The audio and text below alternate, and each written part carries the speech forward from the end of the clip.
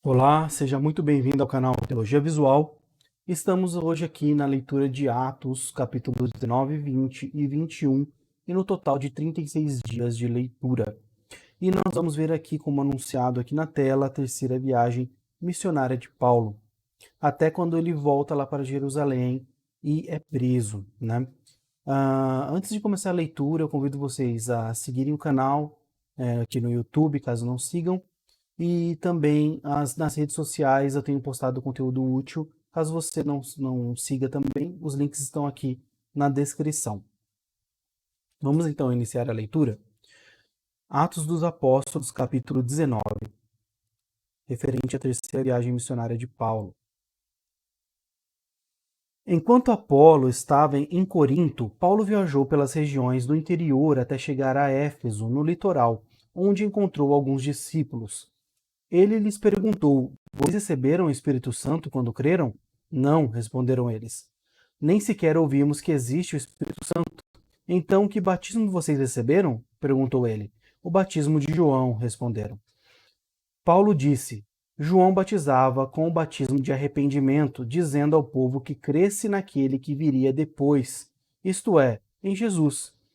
Assim que ouviram isso, foram batizados em nome do Senhor Jesus. Paulo lhes impôs as mãos e o Espírito Santo veio sobre eles e falaram em línguas e profetizaram. Eram ao todo uns 12 homens. Em seguida, Paulo foi à sinagoga e ali pregou corajosamente durante 3 meses, argumentando de modo convincente sobre o reino de Deus.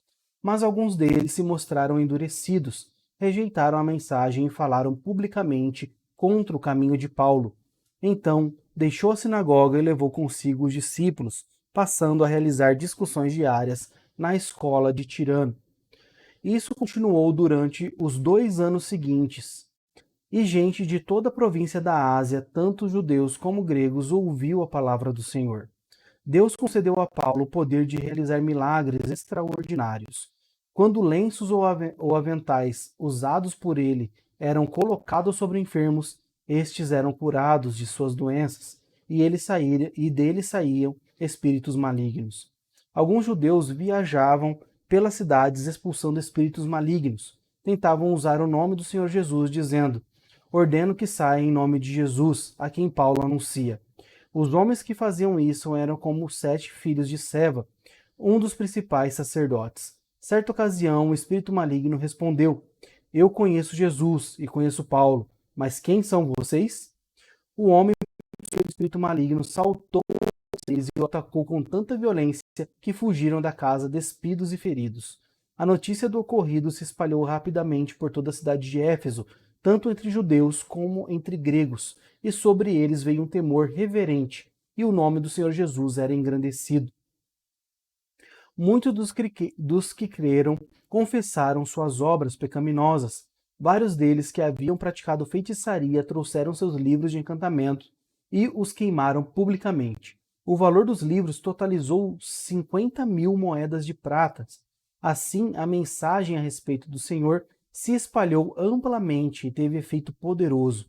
Depois disso, Paulo se sentiu impelido pelo Espírito a passar pela Macedônia e a Acaia antes de ir a Jerusalém, e de lá devo prosseguir para Roma, disse ele.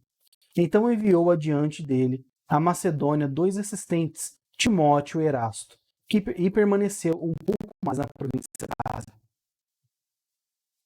Por essa época, houve enorme tumulto em Éfeso por causa do caminho. Começou com Demétrio, ourives que fabricava modelos de prata do templo da deusa grega Artemis, em que empregava muito artífices. Eles os reuniu a outros que trabalhavam com ofícios semelhantes e disse: Senhores, vocês sabem que nossa prosperidade vem deste empreendimento. Mas como vocês viram e ouviram esse sujeito, Paulo, convenceu muita gente de que deuses feitos por mãos humanas não são deuses de verdade. Fez isso não apenas aqui em Éfeso, mas em toda a província. Claro que não me refiro apenas à perda do respeito público por nossa atividade. Também me preocupa que o templo da grande deusa Artemis perca sua influência, e que essa deusa magnífica, adorada em toda a província da Ásia e ao redor do mundo, seja destruída de seu grande prestígio. Ao ouvir isso, ficaram furiosos e começaram a gritar: Grande é Artemis dos Efésios! Em pouco tempo, a cidade toda estava uma confusão. O povo correu para o anfiteatro, arrastando os macedônios Gaio e Aristarco, companheiros de viagem de Paulo. Ele também quis entrar, mas os discípulos não permitiram. Alguns amigos de Paulo, oficiais da província, também lhe enviaram um recado no qual suplicaram que não arriscasse a vida entrando no anfiteatro.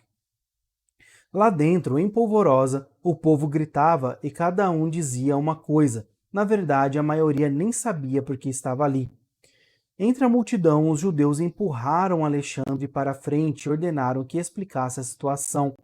Ele fez um sinal pedindo silêncio e tentou falar.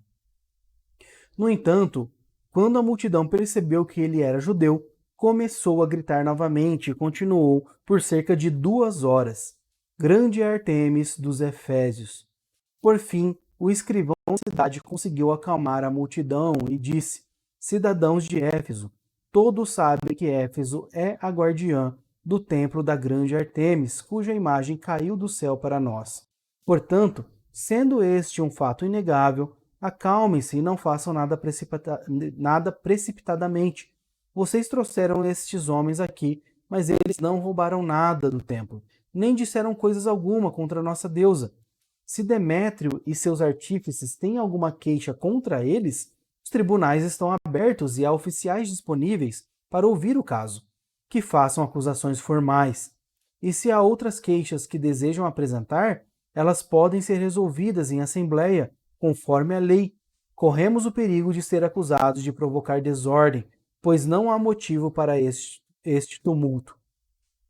E se exigirem de nós uma explicação, não teremos o que dizer. Então os despediram e a multidão se dispersou.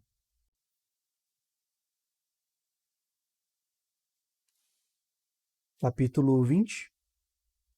Passando o tumulto, Paulo mandou chamar os discípulos e os encorajou. Então se despediu e partiu para a Macedônia. Enquanto estava lá, encorajou os discípulos em todas as cidades por onde passou. Em seguida, desceu à Grécia, onde ficou por 3 meses. Quando se preparava para navegar de volta à Síria, descobriu que alguns judeus conspiravam contra sua vida e decidiu voltar pela Macedônia. Alguns homens viajavam com ele: Sóprato, filho de Pirro, de Bereia, Aristarco, o segundo, de Tessalônica, Gaio, de Derbe, Timóteo e Tíquico e Trófimo, da província da Ásia. Eles foram adiante e esperaram por nós em Troade. Terminada a festa dos pães sem fermento, embarcamos num navio em Filipos e 5 dias depois nos reencontramos em Troade, onde ficamos uma semana. No primeiro dia da semana, nos reunimos com os cidadãos de lá para o partir do pão. Paulo começou a falar ao povo e, como pretendia embarcar no dia seguinte, continuou até a meia-noite. A sala no andar superior onde estavam reunidos era iluminada por muitas lamparinas. O discurso de Paulo se estendeu por horas e um jovem chamado Eutico, que estava sentado no parapeito da janela, ficou muito sonolento. Por fim, adormeceu profundamente, caiu de uma altura de 3 andares e morreu. Paulo desceu, inclinou-se sobre o jovem e o abraçou. Não se desesperem, disse ele, o rapaz está vivo. Então todos subiram novamente, partiram o pão e comeram juntos. Paulo continuou a lhes falar até o amanhecer e depois partiu. Enquanto isso, o jovem foi levado para casa vivo e todos sentiram um grande alívio. Paulo foi por terra até Assos, onde havia definido que devíamos esperar por ele, enquanto nós fomos de navio. Encontrou-se conosco em Assos e navegamos juntos até Mitilene. No dia seguinte, passamos em frente à ilha de Quios. No outro dia, atravessamos para a ilha de Samos. E um dia depois chegamos a Mileto. Paulo havia decidido não aportar em Éfeso, pois não queria passar mais tempo na província da Ásia. Tinha pressa de chegar a Jerusalém, se possível, para a festa de Pentecostes. Por isso, em Mileto, mandou chamar os presbíteros da igreja de Éfeso. Quando chegaram, ele lhes disse: Vocês sabem que desde o dia que pisei na província da Ásia até agora, fiz o trabalho do Senhor humildemente e com muitas lágrimas. Suportei as provações decorrentes das intrigas dos judeus e jamais deixei de dizer a vocês o que precisavam ouvir, seja publicamente, seja em seus lares. Anunciei uma única mensagem tanto para judeus como para gregos. É necessário que se arrependam, se voltem para Deus e tenham fé em nosso Senhor Jesus Cristo. Agora, impelido pelo Espírito, vou a Jerusalém. Não sei o que me espera ali, senão que o Espírito Santo me diz em todas as cidades que tenho pela frente, prisão e sofrimento. Mas minha vida não vale coisa alguma para mim, a menos que eu a use para completar minha carreira e a missão que me foi confiada pelo Senhor Jesus, dar testemunho das boas novas da graça de Deus. Agora sei que nenhum de vocês a quem anunciei o reino me verá outra vez.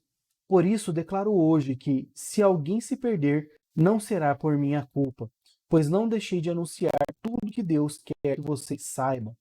Portanto, cuidem de si mesmos e do rebanho sobre o qual o Espírito Santo os colocou como bispos, a fim de pastorearem sua igreja comprada com o seu próprio sangue.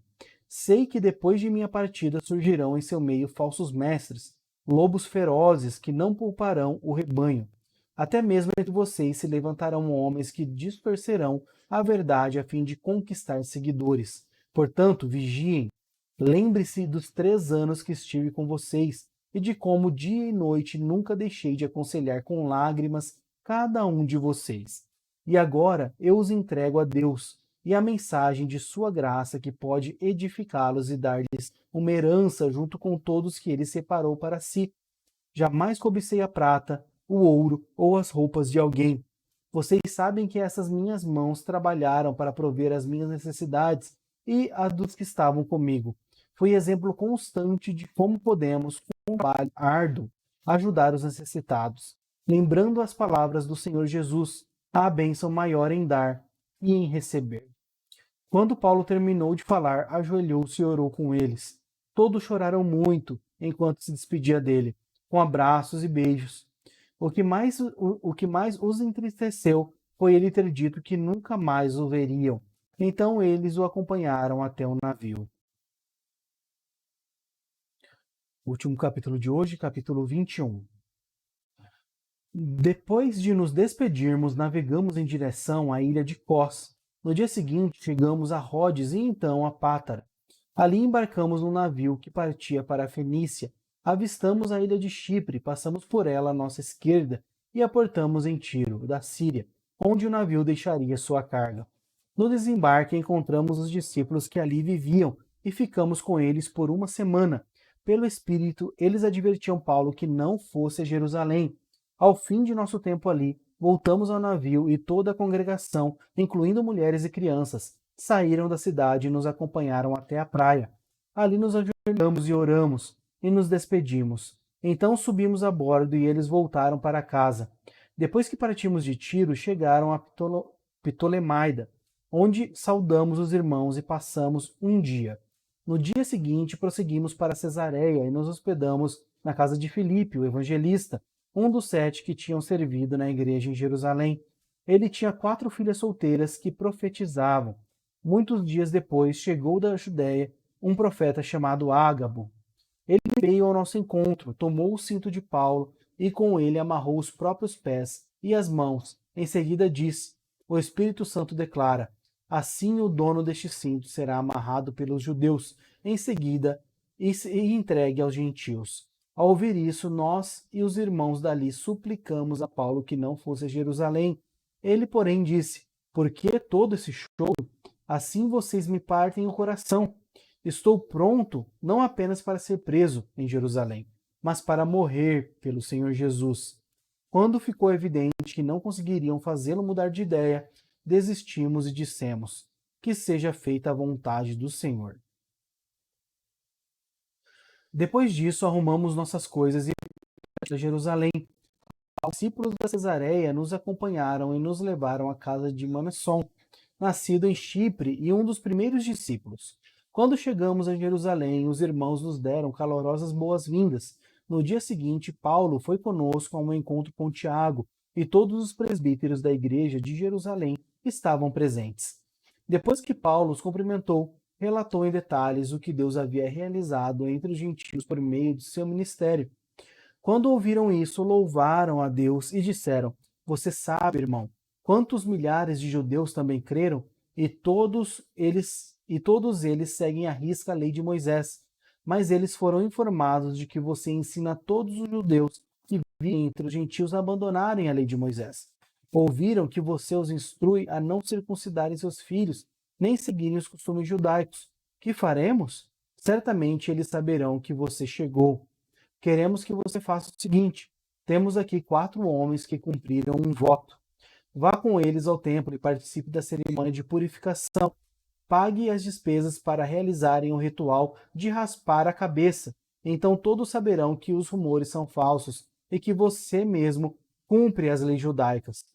Quanto aos convertidos gentios, devem fazer aquilo que pedimos por carta: abster-se de comer alimentos oferecidos a ídolos, de consumir o sangue ou carne de animais estrangulados e de praticar imoralidade sexual.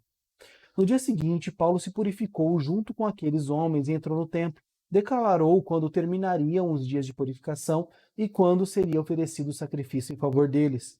Estando os 7 dias quase no fim, alguns judeus da província da Ásia viram Paulo no templo e incitaram a multidão contra ele, agarraram-no, gritando: Homens de Israel, ajudem-nos! Este é o homem que falava contra nosso povo em toda parte e ensinava todos a desobedecerem às leis judaicas.